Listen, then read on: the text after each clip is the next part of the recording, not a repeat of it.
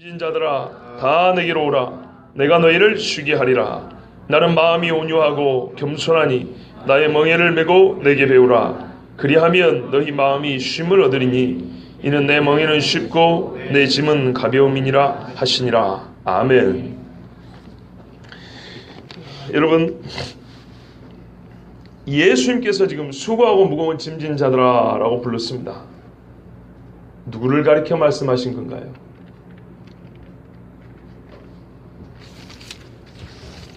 예수님 11장 이 말씀은 전체로서의 한 번의 설교요, 한 번의 말씀이지 우리 성경에 구분되어 있는 것처럼 소제목이 나눠져 있는 것처럼 주제를 가지고 또는 연설하듯이 제1항 2항 법조문 설명하는 것이 아닙니다. 지금 자기 앞에 있는 무리들에게 일관성 있고 통일된 말씀을 주고자 하심입니다. 그리고 오늘 말씀은 결론입니다. 그러면 누구에게 이 결론을 제시하신 것입니까? 누구를 보고 매우 불쾌하게 시리 수고하고 무거운 짐진 자들아. 수고하고 무거운 짐을 졌다는 것은 사실을 묘사한 것뿐만 아니라 그 사실로 인하여 마음이 심히 괴롭고 인생이 고난인 사람들에게 하신 말씀입니다. 그러죠? 그 속을 같이 보고 하신 말씀이에요. 우리가 큰 짐을 어깨에 지고 하면 참 무거운 짐을 졌다. 이것은 그냥 객관적인 사실만 묘사하려고 하는 말이 아니라 참 힘들겠구나. 안쓰럽다. 어쩌자고 저렇게 지지 못할 짐을 지고 있을 거. 이런 어감이 담겨져 있지요. 그러면 이 유쾌하지 못한 지명을 받은 사람들은 누구입니까? 자, 학교 시험입니다. 1번 어린아이들, 2번 겸손한 사람들, 3번 지혜롭고 슬기 있는 자들. 자, 세 개 중에 하나 고르세요. 누구일까요? 자, 우리 하순영 권사님 알고 계신 것 같아요. 자, 누구입니까, 권사님? 예? 그렇게 말씀. 예. 우리 전도사님 있어서 혹시 틀리면 어쩔까 그러실까요? 괜찮습니다. 자, 권사님 몇 번요? 글쎄요. 이러면 점수를 못 줘요. 자, 그러면 이성민 전도사님, 자, 어머니를 대신해서 짐을 한번 져주세요. 몇 번이면 다시 1번. 저 뭐라 그랬죠? 어린아이 같은. 2번 겸손한 사람들. 3번 지혜롭고 슬기로운 사람들. 자, 누가 수고하고 무거운 짐진 자예요? 어린아이가 수고하고 무거운 짐진 자들이에요? 일단 틀렸어요. 여러분, 수고하고 무거운 짐진 자는 좋은 어감이 아니죠. 그러죠? 예수님이 왜 그랬죠? 계속 지고 가라 그런 게 아니고 뭐라 그랬습니까? 내게로 와서 쉬라 그랬어요. 쉬라는 말은 구체적으로 이런 과정이 들어가야 되지만 과정을 다 말하지 않아도 이해가 되죠. 무거운 짐을 지고 왔으니까 무거운 짐을 들고 와서 내려놓고 여기 앉아서 물을 마시면서 쉬세요. 이렇게까지 길게 정확하게 말하지 않아도 짐을 지고 고생하고 있는 사람에게 쉬라는 말은 짐을 내려놓으라는 말 아니겠습니까? 그래서 베스트셀러 내려놓음이 나왔잖아요. 저는 그 책에 유감이 있는 건 아닙니다. 여러분, 이해를 도우려고 드리는 말씀이지. 수고하고 무거운 짐진 자들이 짐을 가득 가지고 있기 때문에 예수님이 쉬라고 했어요. 그럼 제가 힌트를 드릴까 그랬다. 전사님, 만회할 수 있는 기회를 드릴게요. 누가복음에 보면 성전에 세리와 바리새인이 와가지고 기도를 합니다. 바리새인은 스스로 뭐라고 그랬죠? 나는 일에 이틀 2번 금식하고 11조하고 나는 저 세리 저놈과 같지 않아서 나는 의인이라고 말을 했어요. 그 다음에 세리는 하늘을 우러러 쳐다보지도 못하고 주여 하나님 아버지여 내가 죄를 지었습니다 이러고 눈물을 뚝뚝 흘리고 갔어요. 자, 한번 물어볼게요. 두 사람이 기도하고 내려왔는데 예수님 보시기, 전도사님한테 드린 거예요. 손 들지 마세요. 예수님 보시기에 누가 짐을 진 사람이고 누가 쉼을 얻은 사람입니까? 내가 두 개 물어봤잖아요. 짐을 지고 있는 사람은 아니 지금 기도 끝나고 난 다음에 기도 끝나고 난 다음에 여전히 짐을 지고 있는 사람. 안 들어. 다시 봐봐요. 여기서 막힐 줄은 몰랐어요. 자, 바리새인하고 세리하고 하나님 앞에 기도를 갔어요. 기도를 했다고요. 바리새인 뭐라 하냐면 나 문제 없는 인간, 세리 나 문제 엄청 많은 사람. 예수님이 두 사람이 기도 마치고 내려간 걸 보고 뭐라 한마디 했어요. 그거는 답을 가르쳐 드렸어서 말씀드릴 수 없고 다 아실 테지만, 자, 기도를 마쳤을 때 여전히 짐을 지고 있는 사람은 바리새인인가요, 세리인가요? 바리새인이죠. 짐을 내려놓고 쉼을 받는 사람은 세리죠. 세리가 하나님 앞에 의롭다함을 받고 내려갔느니라 그랬어요. 의인은 어떻게 했죠? 죄의 짐을 벗을 때 의롭다함을 받는 거죠. 지난 주일날 봤습니다. 칭의의 의롭다함을 받는 것은 뭐라고요? 하나님께서 우리 허물을 가리어 주시는 거, 그죠? 이것이 함께 있는다 그랬어요. 예수 그리스도의 은혜를 덧입는다는 것은 한편에서는 동시적으로 우리의 죄 씻음을 받는 것과 함께 일어나는 일이라고 했어요. 세리가 하나님 앞에 회개할 때 죄 씻음을 받고 와서 그 죄 씻음과 동시에 의롭다함을 얻고 갔다 그랬어요. 죄의 짐을 지고 있습니까? 지지 않았습니까? 지지 않았죠. 절대 질 필요가 없어요. 자, 세리는요, 자기가 문제 있다고 생각했나요? 문제 없다고 생각했나요? 문제가 없다고 생각했어요. 문제가 없다고 생각해서 나는 그저 그냥 잘한 것만 하나님이 알아주시면 돼. 그러고 왔는데 예수님이 뭐라 그랬죠? 너는 정말 문제가 많다. 그 문제가 뭐예요? 경제적인 문제입니까? 사회적인 지위 문제입니까? 공부를 많이 못해서 문제입니까? 아니요. 하나님 앞에 의를 얻지 못한 문제예요. 제일 큰 문제. 이것이 사람이 질 수 있는 최고로 큰 짐입니다. 큰 짐. 자칭 바리새인은 누가 나만큼 하나님의 율법을 지켰으랴, 누가 나만큼 하나님의 말씀을 알랴, 누가 나만큼 하나님과 친하랴 그랬지만 하나님이 판단하시기에는 나는 너를 모른다. 왜요? 불법을 행하는 자들아, 나에게서 떠나가라. 나는 너희가 어디로부터인지 알지 못하느라, 너희의 기원을 알지 못한다 그랬어요. 자, 그러면 수고하고 무거운 짐진 자들이 누구죠? 본문에 의하면 지혜롭고 슬기로운 자입니다. 왜냐하면 천지주제신 아버지여, 이것을 지혜롭고 슬기 있는 자들에게는 숨기시고 어린아이들에게는 나타내심을 감사하나이다 그랬죠. 하나님의 복음이 숨겨졌고 나타나지고 누구에게 숨겨졌다고요? 지혜롭고 슬기 있는 자들. 그러나 이 지혜롭고 슬기 있다는 것은 하나님의 판단이 아니고 자칭이에요. 자칭 생각하기를 나는 지혜롭고 슬기로워서 나는 글을 배운 사람이라. 저 글을 배우지 못한 목수의 아들이 뭐라고 짓거리는 것이냐. 지혜롭고 슬기롭다고 생각한 그들은 예수님에게서 복음을 듣지 않았어요. 예수님의 말씀을 듣지 않았고 믿지 않았어요. 기적을 먹어도 또 다른 기적과 표적을 요구했어요. 하늘로부터 내려오는 표적을 요구했어요. 그러나 예수님이 하신 말씀이 내가 얼마나 너에게도 권능을 하고 표적을 행하랴. 고라시나 벳세다야 가버나움아 소돔보다 못하고 더러운 동네야. 왜 그랬다 그랬죠? 권능을 보도 믿지 아니하기 때문에 그랬어요. 실질적인 윤리적인 범죄가 소돔보다 두로와 시돈보다 커서가 아니라 진짜 큰 죄는 윤리적인 범죄도 범죄지만 하나님의 말씀을 보고도 듣고도 거역한 죄가 그 어떤 죄보다 크기 때문에 실제 역사적인 환경을 보면은 두로와 시돈보다 벳세다와 가버나움은 그렇게, 고라시는 그렇게 악하지 않았어요. 소돔보다 가버나움이 그렇게 악하지는 않았어요. 그러나 더 악하다, 더 벌을 받는다 한 이유는 윤리적인 범죄를 넘어서서 하나님의 말씀의 은혜를 훨씬 더 부어줬는데도 불구하고 거역했기 때문이었어요. 왜 그렇습니까? 나 유대인, 나 회당에서 성경 많이 배웠어요. 나 하나님 성경 공부 많이 한 사람이에요. 자칭 지혜롭고 슬기로워서 하나님이 판단하는 시각으로 자기를 보지 못하고 자기 눈에 나는 부족한 것이 없는 거예요. 예? 바로 이 사람들이 수고하고 무거운 짐진 자입니다. 여러분, 수고하고 무거운 짐진 자에게 우리 주님이 뭘 준다 그랬죠? 쉼을 준다 그랬어요. 이 쉼이 뭘까요, 그럼? 노동을 그치는 건가요? 우리가 사회에서 흔히 말하는 쉼은 노동을 하지 않는 겁니다. 이러면 일과 노동은 다릅니다. 일은 말 그대로 육체로 물리적인 힘을 가해서 뭔가 작용을 하는 게 일이라 그러죠. 뭐 우리 젊은 분들은 과학 시간에, 아니 옛날에도 배웠어요. 운동하는 것도 일이라 그럽니다. 그런데요, 우리가 세상에서 말하는 쉼의 반대말은 일이 아니고 노동입니다.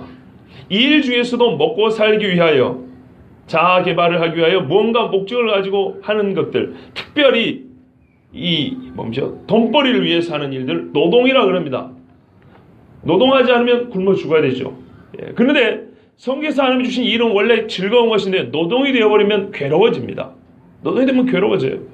자, 그러면 우리 예수님이 쉬게 한다는 말은요, 이 노동에서부터 우리를 자유롭게 해준다는 말인가요? 그렇습니까? 그건 아니에요. 왜냐하면 예수를 믿으나 안 믿으나 근본적으로 사람이 이제 노동을 해야 살 수 있게 되어 있기 때문이에요. 그냥 철마다 열리는 과실을 먹고 사는 것이 아니고 땀을 흘려야 살게 되어 있다고. 이거는 천하 인간에게 공통된 원리로 하나님이 아담 이후에 주신 거기 때문에 어쩔 수 없어요. 노동을 해야 돼요. 그런데 이제 노동이 하나님이 허락하신 범위를 넘어서고 지나친 인간의 욕심이 노동을 더 이렇게 심화시키는 거죠. 그러니까 지치고 쓰러지는 것인데, 근본적으로 여기서 말하는 쉼은 노동을 그치게 하고 육체적인 쉼을 주겠다는 말씀을 넘어섭니다. 그건 이미 구약의 안식일 때도 주신 것이지만 넘어섭니다. 왜냐면요, 여러분, 예수님이 이 다음에도 나오지만 안식일 규정 갖고 싸우죠. 안식일에 병든 자를 고쳐줬습니다. 그러니까 사람들이 안식일에 하지 못할 일 했다고 뭐라 했어요? 예수님 하신 말씀이, 야, 너 안식일을 할지라도 너희 소가 말이지 웅덩이에 빠졌으면 건지느냐 안 건지느냐? 건진다는 거예요. 유대인 율법에 1km 한 900m 이상 못 걸어가게 돼 있어요. 근데 저 산 밑에서 소가 울고 있어요. 염소가 울고 있어요. 그러면 쫓아가요. 왕복을 하면 1km가 넘어요. 그리고 그 염소를 일으켜줘요. 소를 끌어당겨요. 여러분, 웅덩이에 빠진 소를 그거를 건지려면 얼마나 힘들겠습니까? 노동도 이루 큰 노동이 아니에요. 그런데 그건 아무렇지도 않다는 거예요. 왜요? 생명을 살리기 때문이죠. 진실로 그 소에게 안식을 주기 때문이죠. 쉼을 주기 때문이죠. 그러면 그 쉼은 뭡니까? 이 소가 밭을 간단 말이에요. 그러면 밭을 가는 것을 쉬게 하는 쉼이 아니고, 소가 소답게 살려면은 이 웅덩이에서 기본적으로 빠져나와야 될 거 아닙니까? 지금 죽음의 공포에서 이리 갈까 저리 갈까 언제 죽을지 몰라서 소가 눈이 휘둥기라고 있는데, 그 울부짖는 소, 괴로워하는 소를 건져주는 것이 소에게는 노동을 그치는 것이 아니고 그 수고와 고통에서 쉼을 주는 거죠. 그거를 하게 유대인들도 했어요. 그런데 예수님이 하신 말씀이, 이 육체의 고통에 사로잡혀 있는 자에게 내가 이 안식을 준 것에 대해서 뭐가 잘못됐냐고 예수님이 따지셨죠. 그러므로 우리 주님이 하신 말씀은 근본적으로 우리가 노동에서 쉼을 포함하면서 그 이상으로 하나님 앞에서 인간이 근본적으로 지고 있는 큰 짐, 이 짐을 내려놓고 쉬게 하겠다는 거예요. 다시 설명해 드릴게요. 소에게 쉼은 멍에를 매지 않고 밭을 갈지 않는 겁니다. 함정에 빠진 소가 쉬는 것은 함정에서 나온 것이죠. 그런데 여러분, 또 한번 생각해 볼까요? 도살장으로 끌려가는 소에게 쉼은 뭐겠습니까? 그 목에 묶인 줄을 누가 와서 잘라줘갖고 자유롭게 뛰어 도망갈 수 있는 게 쉼이겠죠. 그럼 사람도 꼭 이런 단계를 나눌 수 없지만 생각을 해보세요. 남의 종살하는 자에게 쉼은 종에서 자유를 얻는 것일 것이고, 병든 자에게서 쉼은 병에서 고침을 받는 것일 것이고, 그렇지요? 그리고 마귀의 종되었던 자에서 진짜 쉼이란 뭘까요? 마귀의 종노릇한 데서, 너희 아비는 마귀니라, 마귀를 아비로 모시고 그 말을 듣던 데서 이제는 마귀의 말을 듣지 않고 전혀 그 말과 상관없이 살 수 있다면 그것이야말로 온전한 쉼이 아니겠습니까? 그러죠. 이것이 복음이에요. 근데 이게 누구에게 숨겨졌다고요? 이 참 자유를 줄 수 있고 쉼을 줄 수 있는 말씀이 지혜롭고 슬기로운 자에게는 숨겨졌다는 거예요. 왜요? 마음에 더디 믿는 자들이요, 하나님을 사랑하지 않는 자들이요, 너희가 성경에서 영생을 얻는 줄 알고 이 성경을 묵상하거냐 상고하거냐 읽거니와 이 성경이 곧 나에 대하여 증거함이라고 그랬어요. 그런데 너희 마음에 하나님의 사랑함이 없는 줄을 내가 아노라, 예수님은 말씀하셨어요. 불법을 행하는 사람입니다. 세상이 좋고 불법을 여전히 행하면서 하나님 말씀을 펴겠다고 이렇게 하는 거예요. 제가 어제 우리 밑에서 세계관 훈련하는데요, 오전에 수업 준비하면서 왜 성경인가라는 책을 이제 수업을 해야 되니까 읽었어요. 첫 페이지를 넘겨 읽으면서 꼭 하고 싶은 말을 그 한마디 때 썼어요. 에런 기억나십니까? 한번 읊어보세요. 그거지. 그래, 그거야. 이렇게 했어요. 저도 정확히 기억 안 납니다만 이런 내용이었어요. 나는 정말 성경을 많이 배우고 읽고 안다고 하는 사람들이 진정으로 성경을 사모하지 아니하고 성경의 말씀을 삶의 규범으로 삼지 아니하고 제멋대로 사는 것을 볼 때 분하고 답답하여 견딜 수가 없다. 그걸 왜 썼냐면 오늘 밤에도 내가 이렇게 성경을 가르치건만 이 가르침의 결과 성경을 사랑하는 사람이 일어날 것인가 아니면 성경을 안다고 하는 사람이 일어날 것인가, 그 근심으로 그 글을 쓰고 책을 읽어 나갔어요. 자칭 죄롭다 슬기롭다는 사람들은 성경을 볼 때 이렇게 말합니다. 내가 보기에는 항상 내가 주어입니다. 골로새서에 우리 하나님이 이 세상에 사람을 구원할 때는 여호와께서 하나님께서 주어가 항상 하나님이에요. 인간의 구원의 관계에서는 하나님께서 그 주어 주인의 자리를 사람에게 내준 적이 한 번도 없어요. 항상 여호와께서 하나님이 부르시고 사랑하시고 택하시고 인도하시고 하나님을 시작합니다. 그런데 자칭 죄롭고 슬기로운 사람들은 내가 지키면 우리가 또는 그렇게 말하기 곤란하면 이 시대가 세상이 남의 교회가 그 사람이 이렇게 합니다. 다 사람이 주어가 됩니다. 이게 지혜로운 사람들이 하는 짓입니다. 그러면 끝내 어떻게 됩니까? 끝내 그 무거운 짐, 육체적으로 지게짐을 지고 하는 것이 아니라 하나님 앞에 그 죄짐, 하나님과 인간 사이에서 반드시 해결되어야 될 그 무거운 짐, 인류의 힘으로는 절대 이만큼도 덜어낼 수 없는 그 무거운 짐. 성철스님이 죽기 전에 내 죄가 무슨 말이에요? 무슨 산이라고 그랬더라? 천수산? 수미산 꼭대기에 걸려있다고 그랬어요. 예? 내가 일평생에 도를 닦았는데 수많은 사람을 지옥으로 인도해서 내 죄가 그 산 꼭대기에 있다고 그랬어요. 불교에서 제일 높은 산이에요. 하나님 앞에 해결되지 못한 문제, 정말 괴로운 문제는 죄 때문입니다.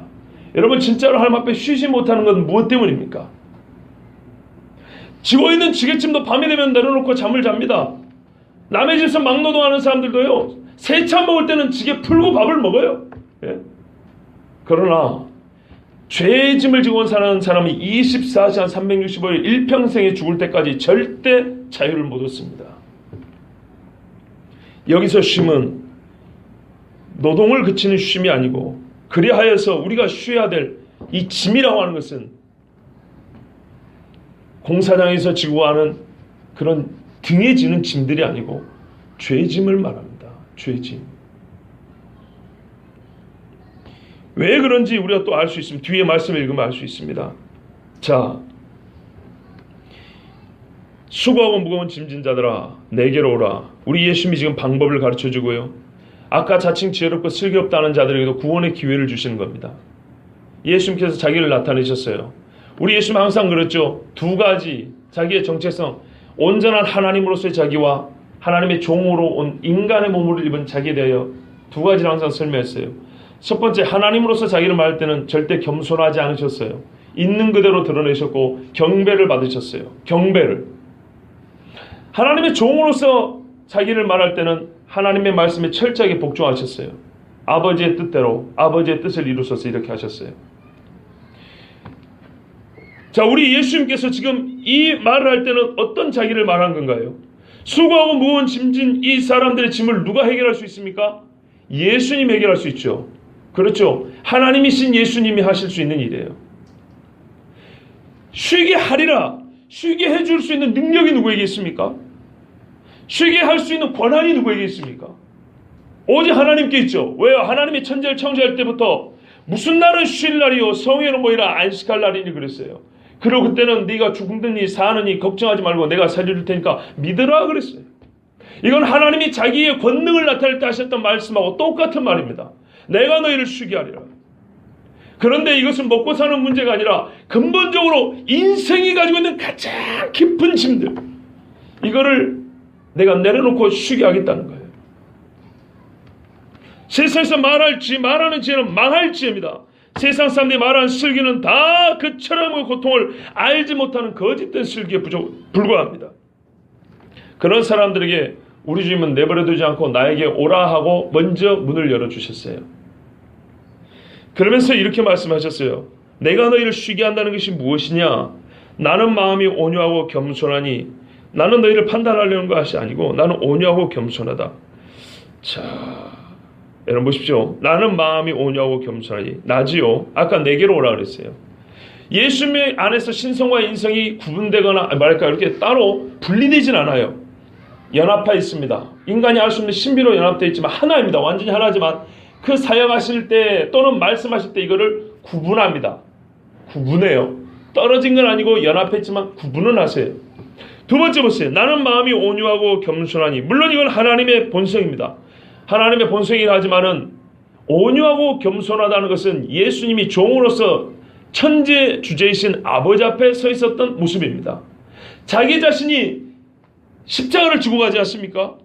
큰 십자가를 지고 큰 고난을 당하지만 무슨 말이에요? 나는 이미 쉼을 얻고 있다는 얘기죠. 예수님이 쉼을 얻고 있다는 거예요. 사람답게 고난을 많이 당하지만 그러면서 쉼을 얻대요. 왜? 온유하고 겸손한 마음으로 이 짐을 지고 가기 때문이에요. 온유하고 겸손하게.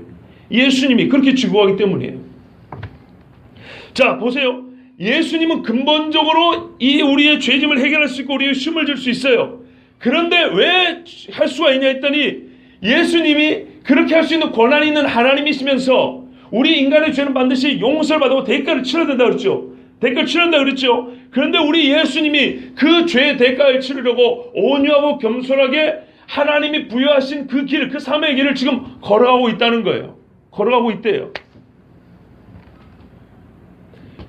십자가로 자기가 쥐고 가면서 쉬고 있으니까 근거가 여기 있으니까. 나에게 그 근거가 있으니까 너희는 나에 와서 쉬라는 겁니다. 그런데요, 세상과 다른 쉼이라는 게 여기 있습니다. 뭐라면 나의 멍에를 메고 그랬어요. 여러분, 멍에를 메는데 이게 왜 쉼인가요? 짐을 바꾸는 거잖아요. 아까 너희가 멍에를 메고 있던 건 내려놓고 내가 주는 걸 메라 그랬어요. 그러면 이건 쉬는 게 아니잖아요. 그래서 제가 여기서 쉼을 노동의 반대라고 생각하지 말라는 겁니다. 만약에 노동의 반대를 쉼이라고 생각했으면 우리가 노동하지, 우리가 삶에서 이렇게 고생하고 살지, 이거를 쉬게 해준다는 얘기구나, 이러면 예수님이 다시 멍에를 메라는 말은 못 쓰게 되는 거예요. 그러나 예수님이 쉬게 한다는 것은 우리가 일반적으로 말하는 육체적 노동의 쉼을 얘기하는 쉼이 아니기 때문에, 그것을 뛰어넘는 아주 고차원적이고 본질적인 쉼이기 때문에 예수님은 쉼의 방법으로 내 멍에를 메라 그랬어요. 또 다른 짐을 지라는 거예요. 이게 문제입니다. 많은 사람들이 예수님이 주는 멍에를 메지 않으려고 예수를 안 믿습니다. 이른바 이걸 자기 십자가라고 그러죠. 자기 십자가를 안 지려고 예수를 안 믿습니다. 꽤나 어렵고 무거울 거라고 스스로 판단하기 때문입니다. 누가요? 지혜롭고 슬기로운 자들은. 그래서 자기들이 보기에 가볍다고 생각하고 쉽다고 생각하는 길, 또는 그렇게 고생하지 않아도 된다고 생각하는 길을 찾아갑니다. 그런데 시간이 흐르면 알게 되겠지만 자기가 개척하고 자기가 만든 길은 반드시 더 큰 고난으로 도돌아옵니다. 우리가 이 땅에서 하나님 앞에 지고 있는 근본적인 이 죄짐은 해결할 수 있는 방법이 무엇이냐? 예수님의 십자가를 대신 짊어지는 겁니다. 이 말에 오해가 없기를 바랍니다. 내가 십자가를 지고 죄짐을 사한다는 얘기가 아니에요.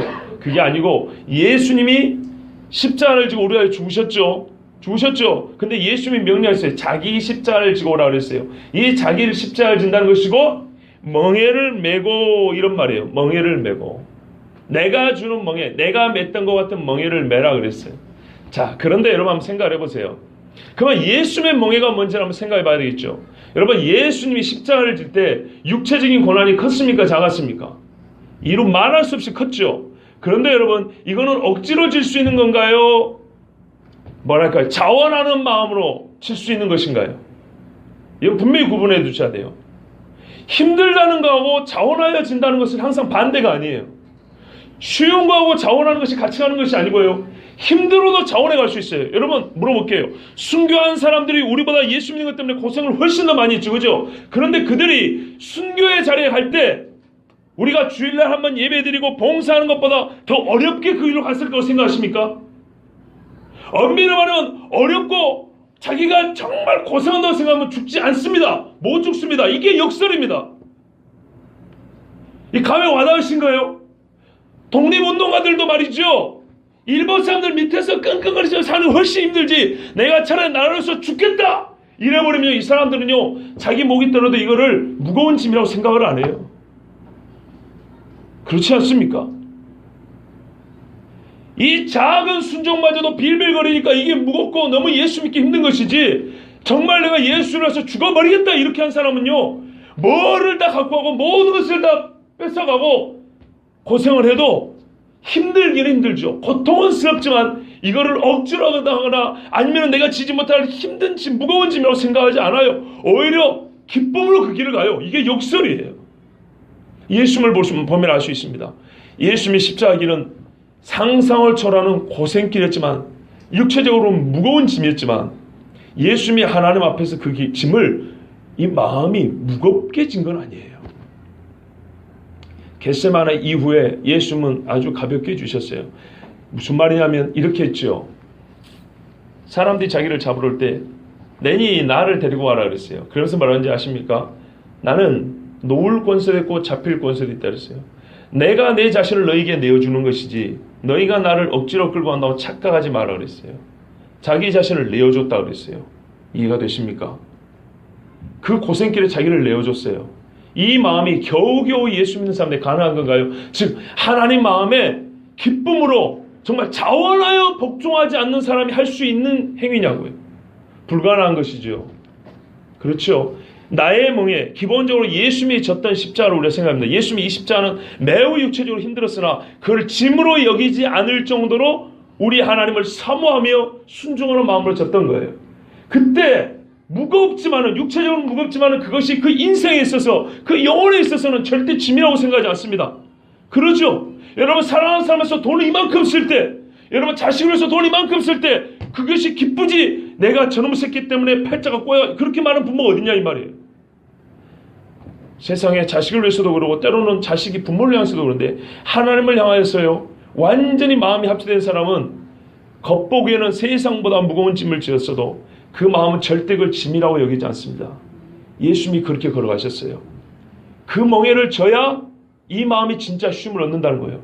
예수 앞에 가자니 11조 내라 봉사해라 뭐해라 성경 공부해라 너무 힘들고 세상으로 마음대로 살자니 양심 깊은 곳에서 항상 이건 아닌 것 같은데 이래서는 안 될 것 같은데 이러다 벼락 맞아 죽을 것 같은데 루터처럼 말이에요. 왜 그렇게 바보 같은 짓을 하는지 몰라요. 그러면서 살 길을 가르쳐주면 내가 보기에는 내 생각에는 그러면 그렇게 사세요.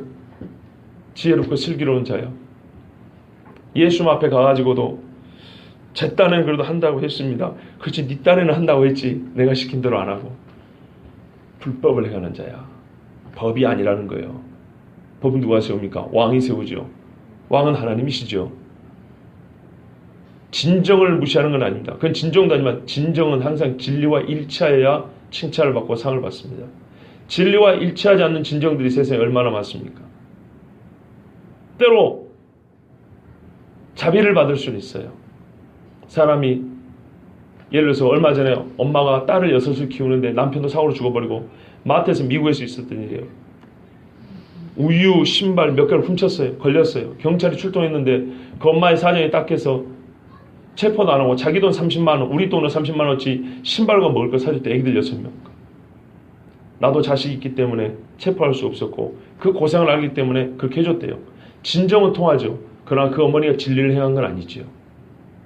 진정한 행동은 용서받을 수 있고 동정을 받을 수 있어도 진리를 행했다고 상을 줄 수는 없는 것입니다. 하나님 앞에서는 진정과 진리가 일치해야 됩니다.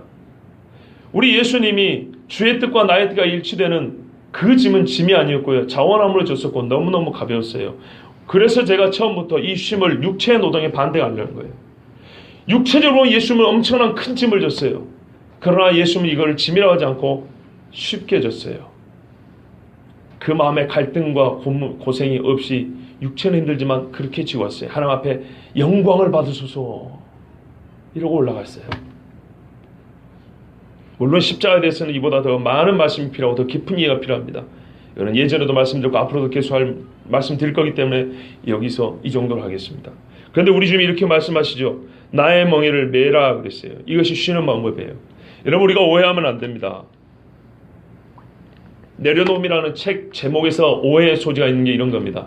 우리는 뭐든지 불교식 신앙을 배웠어요. 빌콩, 비우는 거예요.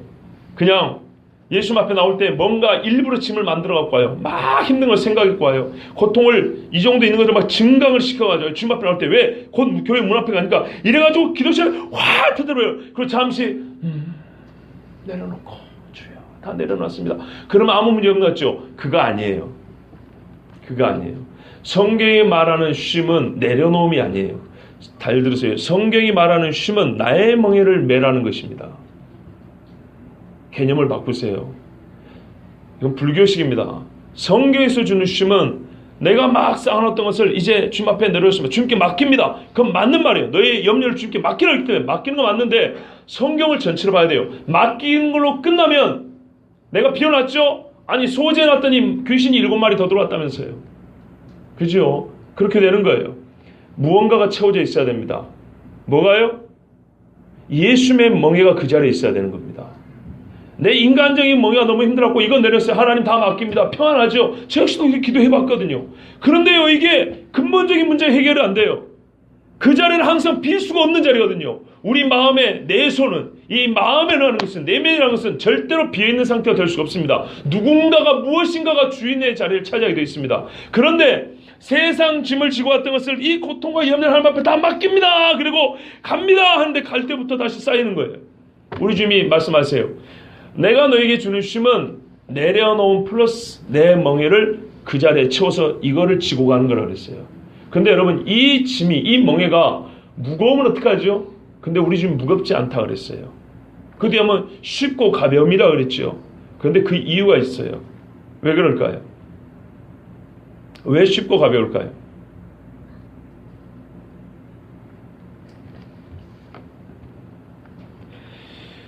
여러분,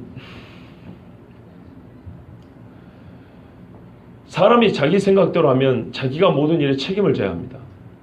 그렇죠. 선악과를 따먹는 거 그거죠. 선악을 분별하는 순간 선과 악에 대한 책임을 자기가 져야 됩니다. 판단할 능력도 없는, 따라주지도 못한 인간이, 여러분 때로는요, 결과를 해결하지 못해서도 문제지만 벌어진 상황에 대한 이해도 못할 때가 많지요. 이해와 분석조차 안 될 때가 많아요. 세상에서 발생하는 여러 가지 악에 대하여 여러분 정당한 판단을 조차도 내릴 능력이 있으십니까? 악을 해결하는 문제는 고사하고 눈앞에서 벌어지는 악에 대하여 이게 어떻게 해서 벌어졌고 어느 정도로 악한 것이고, 여러분 그것조차도 정확하게 판단할 능력이 있으세요? 없죠. 나에게도 없어요. 하나님이 인간에게 이 무거운 짐을 맡겨두지 않으셨어요. 그런데 악을 알게 되는 순간부터 이 악에 대하여 내가 분석을 해야 되고 내가 판단을 해야 돼요. 그리고 해결 방안을 내가 만들어야 돼요. 이 악이 무엇인지부터가 분석이 안 되는데 어떻게 해결 방안을 내놓겠어요? 여러분, 대한민국에서 벌어지는 각종 사건, 사고와 큰 범죄들, 우왕좌왕하는 꼴을 봐보세요. 봐보세요. 분석이 됩니까? 이해가 됩니까? 이해도 못되고 분석도 못되고 어디서부터 어떻게 꼬인지도 모르는데 어떻게 해결 방안을 내놓냔 말이죠. 하나님이 그거 우리 인간에게 맡겨두지 않았어요. 처음부터. 그건 하나님이 해결한다 그랬어요. 너희가 그것까지는 알 필요가 없다고. 자, 예수님을 믿으면 어떻게 됩니까? 성경이 우리 삶의 규범이라 그러죠. 법입니다. 판단을 성경이 해줍니다. 그렇죠? 우리 눈앞에 벌어진 일에 관하여 하나님이 분석을 해줍니다. 하나님이 판단해 줍니다. 누구든지 성령으로 말하지 않는 사람, 그 사람은 그리스도인이 아니죠. 그죠? 성령에 사로잡히고 우리가 그리스도의 마음을 가졌다 말씀하신 것 같이 하나님의 말씀대로 살게 되면 이 말씀이 우리 안에서 역사해서 우리가 보고 듣고 행하는 것들을 이해하고 분석해 줍니다. 똑같은 삶이라도 그것에 대한 분석 능력이 다르다고요. 나이를 같이 먹어도 예수 믿는 사람이 철들게 보이는 이유가 거기에 있습니다. 하나님이 주신 말씀이 우리의 삶을 훨씬 더 바르게 이해하게 합니다. 바르게 이해한 만큼 바르게 살아갈 수 있게 합니다. 인생의 짐도 훨씬 더 가벼워집니다. 그리고 근본적으로 우리 하나님 앞에 죄의 짐을 싣게 되죠. 그렇기 때문에 가벼워지는 거예요. 말하자면 예수님의 십자가를 지고 하면 내 죄짐이 해결되기 때문에 근본적으로 죄짐을 안 져도 되고, 뿐만 아니라 예수님과 함께 살아가면 우리 삶의 여러 가지 문제들이 내 고민으로 내 지혜로 살아갈 때보다 훨씬 무겁지 않습니다. 이거는 실제 그렇습니다. 여러분, 유대인들에게 예수님이 멍에 얘기할 때는요, 그들이 살아가는 삶의 모습을 가지고 비유를 든 거죠. 실제로 두 소가 같이 멍에를 메고 밭을 갑니다. 우리나라에서는 한 소를 이렇게 밭 가는데 사용하는 경우가 많지만 다른 나라에서는 땅이 척박한 데는 힘이 많이 드니까 소를 두 마리를 같이 합니다. 자, 그러면 두 마리가 같이 갈 경우에 제일 문제되는 게 뭘까요? 뜻이 안 맞는 경우입니다.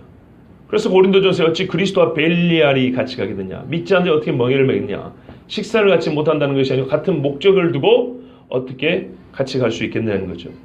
그런데 나의 멍에를 메고 배우라는 얘기는 예수님이 따로 떨어졌다는 게 아니고 비유컨대 이런 말입니다. 예수님이 진 멍에가 내 멍에죠. 이렇게 소 두 마리 같이 있는데 비유컨대 한 마리는 예수님이고 한 마리는 나라는 얘기입니다. 그리고 같이 가는 거예요. 그런데 제일 문제가 뭐라고요? 힘이 부족한 것이 아니고 뜻이 안 맞는 경우입니다. 둘이 막 치고받거나 다른 데로 가려고 하거나 이런 경우입니다. 그래서 베스메스로 갔던 블레셋 사람들이 메었던 두 암소, 전난 암소가 둘이 똑같이 새끼가 우는 데를 보고 쭉 갔다는 것은 하나님의 힘이 아니어서 불가능했던 얘기예요. 그래서 하나님이 우리에게 벌을 내신 거로 확인했던 거예요. 두 마리가 같이 할 때 제일 문제는 주도권입니다. 뜻이 같아지려면 한쪽에게 순응을 해야 됩니다. 옳소이다, 당신의 말이 옳소이다, 이렇게 돼야 두 마리가 같이 하는 거예요. 그래서 실제로 유대인은 어떻게 했냐, 두 마리가 같이 멍에를 매야 될 것 같으면은 싸움을 일부러 시켰다고 합니다. 그래서 한 마리가 집니다. 그러면 짐승의 세계는 어떻게 하죠? 지면 이긴 놈의 말을 듣죠. 근데 그 두 마리를 같이 멍에를 매놓은 거예요. 자, 그러면 어떻게 되겠습니까? 힘의 문제가 아니고 주도권이 이긴 소에게 있지요. 그러면 이긴 소가 이리 가자 하면 진 소는 옆에서 힘을 보태서 그리 가는 겁니다. 그러면 한번 생각해 보세요. 이 진 소가 이긴 소를 따라가지만 누가 더 힘이 들까요? 말하자면 끌고 가는 소가 힘들죠. 그러죠. 여러분 같이 물건을 질 때 키가 큰 사람이 더 힘듭니다. 더 높이 있기 때문에. 그것처럼 마찬가지예요. 우리 특히 남자분들은 기마전 같은 거 해봤잖아요. 예? 이런 막 힘을 겨루는 거 보면 방향이 안 맞을 때 정말 힘듭니다. 제일 힘든 사람은 이 여러 사람의 힘을 모아서 끌고 가는 사람이 제일 힘든 거예요. 무거운 줌은 내가 졌다는 거예요. 너희는 나와 함께 하는데 나에게 맡기라는 거예요. 예? 나에게 졌다 하고 어린아이처럼 맡기라는 거예요. 그러면은 죄의 짐은 해결된 것뿐만 아니라 우리 인생의 삶의 어려운 고통들도 힘든 일들도 생각보다 어렵지 않아요. 정말 실제로 어렵지 않아요. 버티고 한번 오기를 부려보세요. 죄를 지면서 쉬운가 어려운가. 사망의 쓴물을 마시게 됩니다. 그러나 주여, 나 죄인과 꼬꾸라진 다음에 내 인생길 주의 앞에 맡깁니다. 네 명체를 의지하지 말라. 여호와를 의뢰하라. 그러면 내 길을 지도하시리라. 지도하시면 무슨 말이고요? 한 걸음 오른발은 이렇게 디디고 왼발은 저렇게 디디고, 비유컨대 주도권을 가진 소가 이리 가야 한다 하고 오른발 왼발 하면 따라가는 거예요. 그러면은 실제 삶도 어렵지 않습니다. 순종을 안 한 자에게는 어렵습니다. 끝까지 예수님하고 버텨보고 있다고 자칭 죄롭고 슬기로운 자가 한 멍에를 메고 있는 것 같으면서도 다른 멍에를 맨 것처럼 버티는 사람은 그렇게 힘듭니다. 그러나 주님 앞에 완전히 무너뜨려 보세요. 완전히 무너져 보세요. 주여, 나는 죄인으로서이다 하고 베드로처럼 거꾸로 앉아보세요. 여러분, 바울의 예를 보세요. 예수님 뭐라 그랬습니까? 가시체를 뒷발질하기가 네게 고생이로다 그랬죠. 지 힘으로 살아봤다 버티는데 진정함이 있지만 진리를 쫓지 않을 때 얼마나 고통스러운 거 봐보세요. 고통이라고 그랬어요.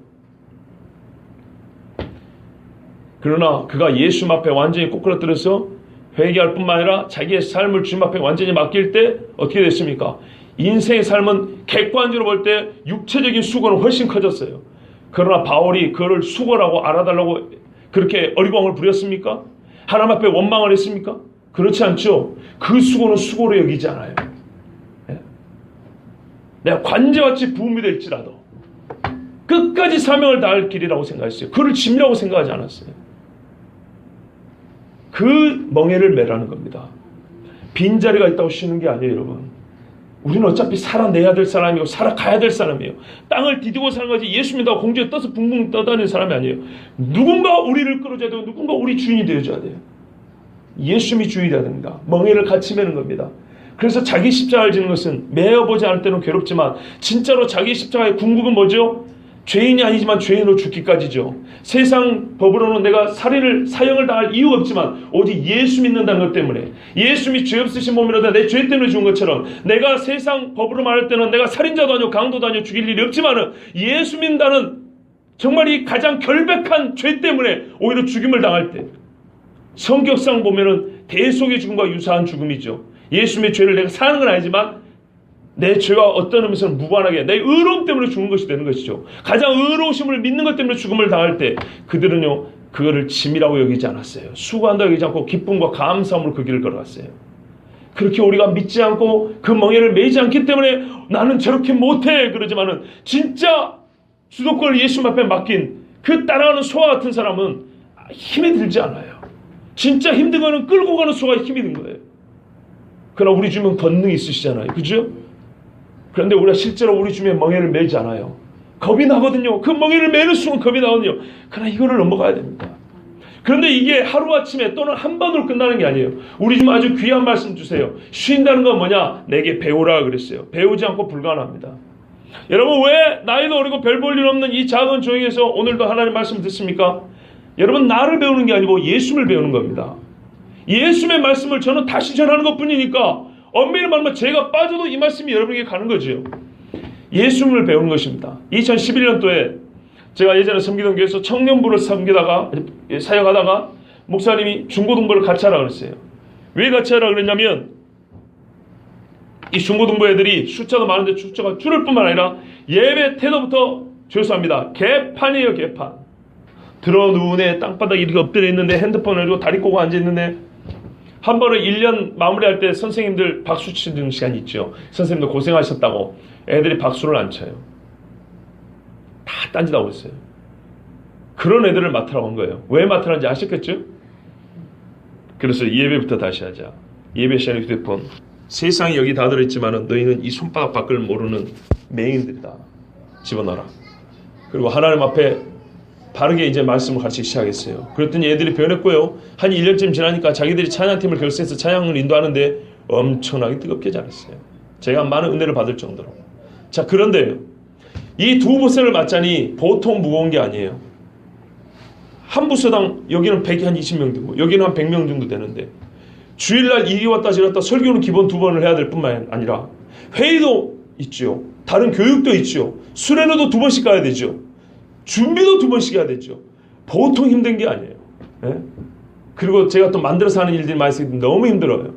근데 그게 눈에 선한 거예요. 그리고 중고등부는 교사가 있어요.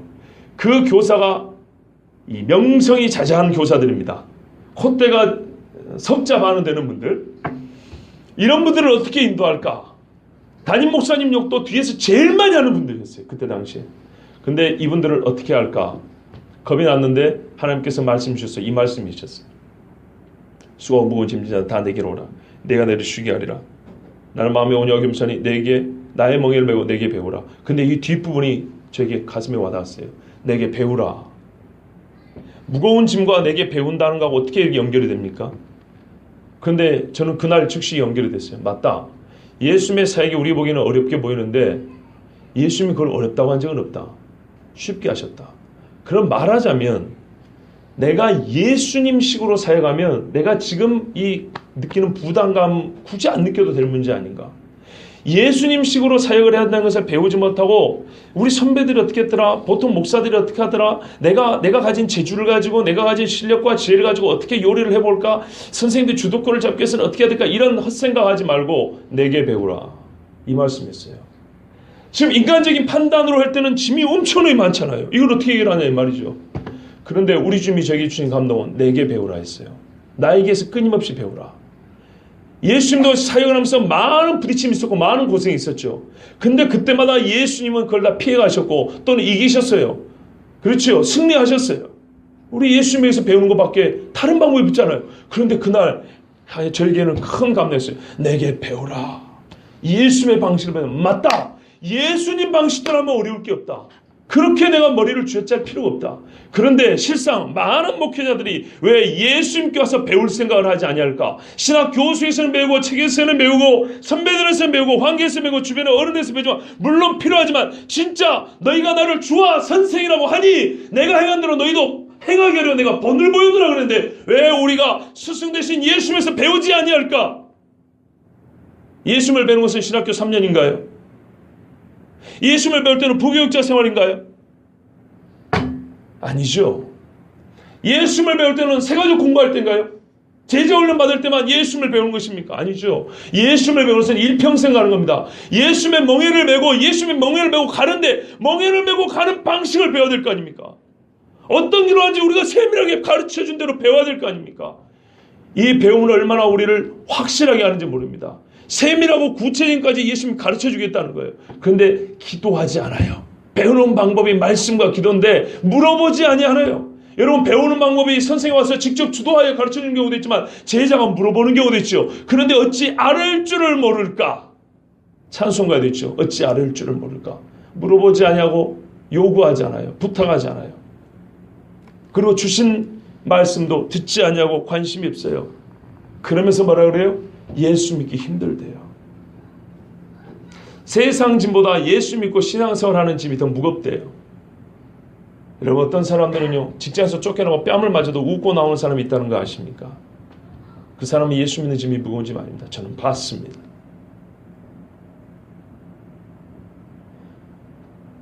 집에서 쫓겨남을 당하고도 예수 믿는 것이 즐거운 사람 앞에 경배하며 찬양하고 손들고 찬송으로 펄쩍펄쩍 뛰면서 예배하는 사람들, 그 사람들은 예수 믿는 게 짐이라고 생각할까요? 진짜 주님 앞에 그 마음이 일치된 사람은 절대 그 수고를 짐이라고 생각하지 않습니다. 우리가 거기까지 가지 못했기 때문입니다. 말하자면 예수님의 멍에를 매지 못했기 때문이고 예수님께 배우지 않기 때문에 우리가 예수 믿는 것이 이렇게 어려운 것입니다. 내가 정해놓은 선이 있죠. 여기까지입니다. 이거를 넘어가지 못하니까 어려운 겁니다. 왜요? 내 짐을 내가 지는 거잖아요. 그렇죠? 여기까지, 주님 여기까지만 오세요. 여기까지만 오시면 됩니다. 근데 진짜 어려운 건 그 다음인데 그걸 자기가 지겠다는 거예요. 최근에 어떤 분을 상담하고 또한 여러 분들을 만날 경험에 의해서도 그렇습니다. 사람들은 목사를 만나러 갈 때 목사가 무슨 말을 할 줄 알고 딱 선을 정해놓습니다. 대개 목사들이 이런 말 하더라. 이 목사도 뻔히 그렇게 하겠지. 가끔은 그 뻔함을 깨뜨릴 때가 많이, 깨줄 때가 있어요. 저도 생각합니다. 이 사람이 이렇게 생각하겠지.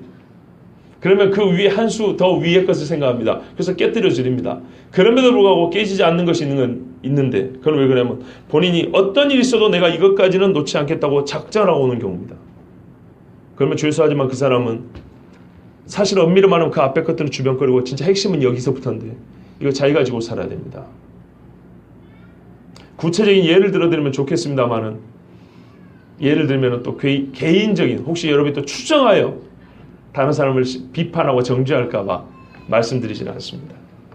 우리 주님 말씀합니다. 내 멍에를 메고 내게 배우라 그랬어요. 끊임없이 하나님의 말씀이 무엇인지 배우라. 이게 진정한 쉼이라고 그랬어요. 그리하면 너희 마음이 쉼을 얻으니. 어허, 그렇네요. 한 목사여, 당신의 말이 옳소이다. 육체의 노동을 말하는 것이 아니라 우리 하나님 앞에서 인간이 지고 있는 인간으로서의 짐을 말한다고 했는데 맞네요. 왜요? 마음이 쉼을 얻는다잖아요.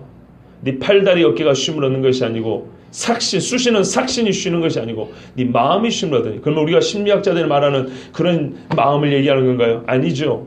우리 보이지 않는 부분이죠. 그렇죠?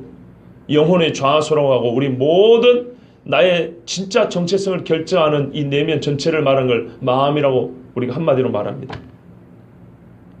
심리를 뛰어넘는 것입니다. 육체는 피곤할 수 있어도 진짜 쉼은 마음이죠. 그래서 네 영혼이 강건함 같이 네 영혼의 강건함 같이 네 범사에 잘 되거든. 그렇죠? 예. 영혼에서부터 시작입니다. 베드로도 그래서 믿음의 결국고 영혼의 구원을 받으라 그랬어요. 복음은 영혼의 구원만을 말하는 건 아니지만 영혼의 구원을 척추같이 뼈대로, 가장 중심의 뼈대로 한다고 했습니다. 거기서부터 한 사람의 변화는 시작됩니다. 네 마음이 쉼을 얻으리니 결과입니다. 왜요? 예수님이 이렇게 말씀하셨어요. 네가 바꿔진 내 멍에는 쉽다. 네가 바꿔지게 된 내 짐은 가볍다 그랬어요. 내 짐은 쉽고 가볍다 그랬어요. 다시 말씀드립니다. 저를 보세요. 예수님은요, 우리의 지혜롭고 슬기로운 자들의 수고하고 무거운 짐진 자들을 했어요. 어린아이들은 이미 하나님의 말씀 받은 자들이 있겠는데 그 짐을 벗어버린 자들인데, 끝까지 자기 지혜로 슬기로 사는 사람들은 이 수고하고 무거운 짐을 진 사람들이에요. 예수님이 이들도 쉬게 하고 싶어요. 그런데 여기서 말하는 쉬함이란 벗어버림, 내 던져버림만 말하는 게 아니고 그 빈 자리를 예수님의 멍에로 다시 지는 거예요. 예수님의 집으로 다시 짐을 지고 가는 거예요. 그런데 그것을 어떻게 해요? 끝까지 지고 가야 돼요. 그래서 끊임없이 주님 앞에 배우는 겁니다. 배우면서 끝까지 할 때 이때 믿음의 성장하고 순교하기까지 짐이라고 여기지 아니할 정도로 즐거움으로 지고 가고 주님 앞에 목숨을 내놓기까지 그렇게 갑니다. 실제로 순교자들의 여러분 이야기를 들어보세요. 우리가 그들의 증언을 안 들어봐서 그래요. 죽기 전에 또는 순교를 앞둔 사람들의 그 어록들을 보면 하나도 무서워했다거나 어떤 일은 무서워할 수도 있어요. 그러나 대개는 그것을 큰 무거운 짐이라고 여기지 않고 죽은 사람들이 엄청나게 많아요. 그들은 진짜 안식을 누리면서 그 길을 갔던 겁니다. 예수님 말씀처럼 그 마음의 쉼을 얻었더니 아하, 베드로도 그랬네요. 내일 죽을 사람이 정말 천사의 인간 폭행 사건 발로 막 걷어차니까 그때서 깨어났다는 거 아닙니까? 그죠? 왜 때려 나 잠 좀 자겠다는데 내일 죽을 사람이 그렇게 편히 잘 수가 있습니까? 바로 그런 상황입니다. 베드로가 거기서 내가 예수 믿고 앉아야 될 이 엄청난 짐을 지다니 원망하고 울고 있었습니까? 그렇지 않지요? 예. 근데 왜 그런가 했어요. 왜 그런가 했더니 원래 예수님 짐이 쉽고 짐이 가볍대요. 안 무겁답니다. 어렵지 않대요. 우리가 읽었던 7장 14절에 보면 이런 말씀이 있죠. 무슨 말씀이 있죠?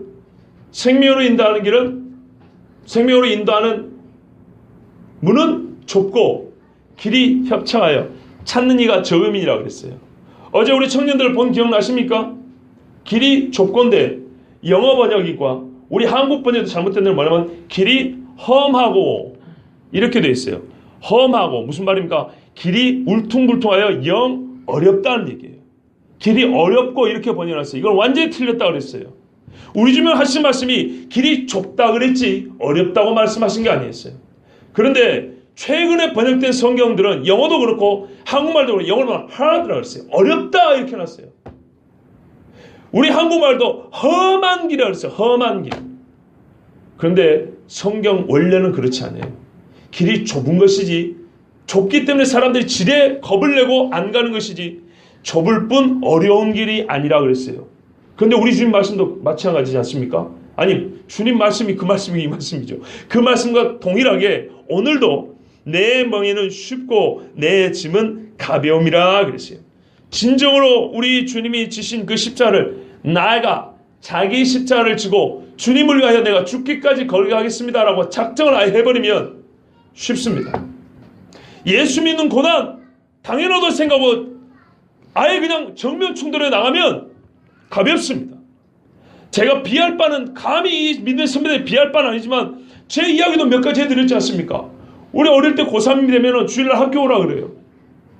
학교 오라 그러는데 고3 때 애들은 0.1점 차이에 등수가 몇 등이 왔다 갔다 하는데요. 형규랑 그러지? 가시면 그냥 확 와닿지 그지? 네. 애로 마찬가지 그지? 네. 0.1점 차이 그래. 옛날 이야기죠. 근데 고3 때 말이에요. 모의고사를 주일날 봐요. 그리고 주일날 학교로 올라 그래요. 몇 시까지요? 늦어도 9시까지.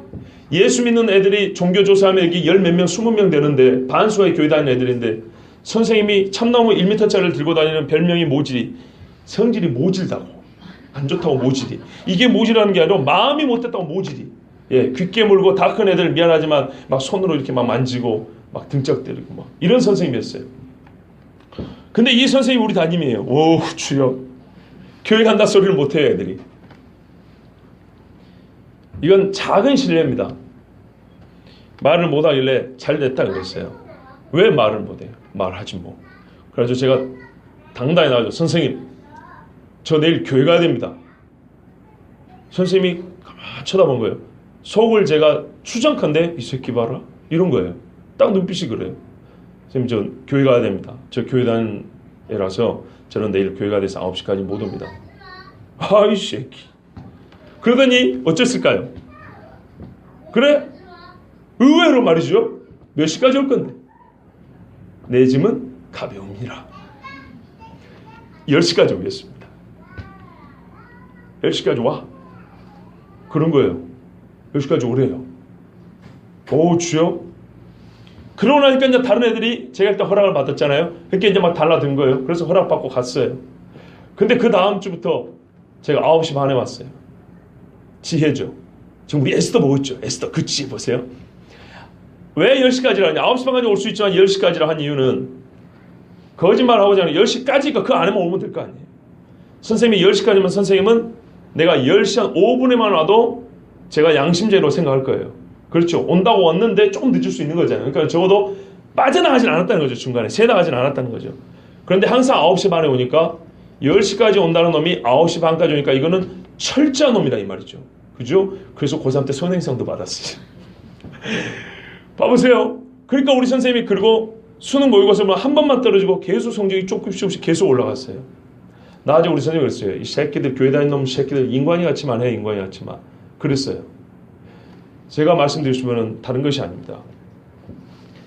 그 선생님 앞에서 입을 다물었으면은 끙끙거리면서 그렇게 1년을 보냈어야 될 것입니다. 고3 되면 교실에 선생님들이 들어와서 얼마나 예수 믿는 애들을 조롱하고 놀린지 모릅니다. 너희 하나님 이럴걸? 1년만 봐줄걸? 뭘 어쩔걸? 뭐 별의별 소리 나옵니다. 그러면 대개 애들이 그런 거 갖고 또는 그러고 싶으니까 그냥 고개 숙이고 넘어갑니다. 교회 가기도 버틴 애들은요 몇 명 안 돼요. 근데 제일 모질이 선생님 앞에서 이제 죽었구나 하는데 아예 가가지고 단도직입적으로 말씀드리면 돼요. 내가 가겠습니다. 예? 빙글빙글 돌릴 필요 없어요. 나 교회 가야 됩니다. 그것이 더 중요합니다. 그런데 선생님들이 머리를 굴렸는지 어쨌는지 주일날 모의고사를 봐요. 내신에도 들어가는 주일날. 그럼 어떻게 해요? 9시부터 시험 시작하는데 아무리 빨리 와도 15분, 20분 빼먹고 시험 보는 거예요. 언어 영역. 여러분 그 빼먹고 시험 볼 수 있겠어요? 제가 지금 쉬운 예라고 했지만은 고3인 어린아이 입장에서는 제일 큰 문제입니다. 이것이 19년 인생 중에 제일 큰 문제에 봉착한 겁니다. 40년, 50년, 60년을 살면 그거 별거 아니라 지금쯤 웃을 수 있지만 그 이상을 살지 못한 사람은 항상 자기 인생의 끝을 살고 있잖아요. 19살짜리는 그게 인생의 끝이에요. 가장 최신을 살고 있는 거예요. 걔한테는 그게 가장 큰 문제예요. 예? 벌써 등수가 몇 등이 왔다 갔다 하는데요. 듣지 못 듣기평가 5문제는 아예 널리는 거고 다 찍어야 되는 거죠. 쉬운 문제가 아니죠. 그것 때문에요. 망쳤다. 내가 그때만 시험 잘 봤으면 더 좋은 대학교를 갔을걸. 이런 생각 안 해요. 그것 때문에 시험 못 본 게 아니라 내가 평상시에 그 전부터 내가 게을러서 그런 것이지 그날 교회 좀 갔다고 내가 그날 시험 몇 문제 좀 놓쳤다고 그런 생각 안 해요. 미안하지만 저에게 있어서는 그 큰 일은 그보다 큰 일은 제가 감히 말할 계제가 못해서 말씀 못 드리지만 그 정도 문제는 저에게 무거운 짐이 아니었어요. 아무것도 아니었어요. 그까짓 건 뭐라고. 점수 좀 그렇게 나오게 그게 인생의 큰 결정사항은 아닌 거예요. 예수를 믿는 나에게 있어서 그게 그렇게 큰 문제는 아닌 거예요. 예? 그렇지 않아도 말이에요. 시험 보다가 졸도하는 애들도 있고요. 코피 흘려 저도 시험 보다 코피 흘리는 애도 있어요. 예상치 못할 변수도 얼마나 많은데 그까짓 게 뭔 큰 문제인가. 진짜로 여러분 하나님 앞에 맡겨보세요. 내가 지금도 지혜롭다 슬기롭다 생각하고 맡기지 못하고 붙들고 있는 것들 혹 여러분 중에 아직까지 죄짐을 품고 있는 사람들은 반드시 주님 앞에 그 죄짐을 내려놓고 우리 주의 십자가의 보혈을 받아야 됩니다. 지고 가려면 십자가를 한 덩이를 이렇게 그 피를 한 덩이 받아서 들고 가세요. 차라리. 이건 비유입니다. 그리고 삶에 있어서 실질적인 고난과 어려움 우리 인생의 짐들이 있습니다. 우리 주님이 지고 가겠다 했으니까 맡기세요. 주도권을 넘기시라고요. 대개의 문제는 이 인생의 짐이라는 것도 선택의 문제입니다. 선택의 문제. 지금 당장 차를 타고 다니기라 차 2톤짜리를 지고 다니는 문제 아니고 하나의 선택과 선택에 따른 결과들이 돌아왔을 때 이게 큰 짐이 되는 것들이죠. 그 선택을 하나님께 맡기세요. 나는 무지합니다. 하나님 도와주세요. 특히 두 분이 이제 지금 결혼 생활을 했는데 만만한 게 두 분이요. 사랑하는 분들에서 하는 말이니까 이해하세요. 결혼하면은 나 개인의 선택이 아니고 이제는 두 사람의 선택이 하나가 되고 돼야 됩니다. 이것같이 어려운 게 없습니다. 두 사람의 뜻이 나누면 절대로 한 선택이 안 나옵니다. 그래서 신앙이 중요하죠. 그래서 두 분이 같이 기도하셔야 됩니다. 항상 기도하고 모든 일에 기도와 간구로 그러죠. 하나님 앞에 기도하고 간구하시면서 뜻을 하나로 일치하는 삶과 또한 이게 훈련이 돼야 됩니다. 그래서 인생을 오래 살면서 한 손을 붙들고 사는 부부가 그렇게 아름다운 것입니다. 하나님 앞에 신앙생활을 오래 했지만 가면 갈수록 힘들어서 예수 못 믿겠어가 아니라 주님 손을 붙잡고 가는 모습이 뒤에 사람들이 볼 때 야 저렇게 예수 믿는구나. 참 어려웠고 힘들어서 어떻게 저리 왔을까 싶은데 본인한테 가서 물어보면 별로 안 어려웠대요. 오히려 내가 주님 손을 놨을 때가 참 어려웠어. 이렇게 간증을 들을 수 있어요. 수고하고 무거운 짐진 자들아 다 내게로 오라. 내가 너를 쉬게 하리라. 나는 마음이 온유하고 겸손하니 나의 멍에를 베고 내게 배우라. 그러면 너희가 너희 마음에 쉼을 얻으리니 이는 내 멍에는 쉽고 내 짐은 가벼움이라. 아멘. 이렇게 기도하겠습니다.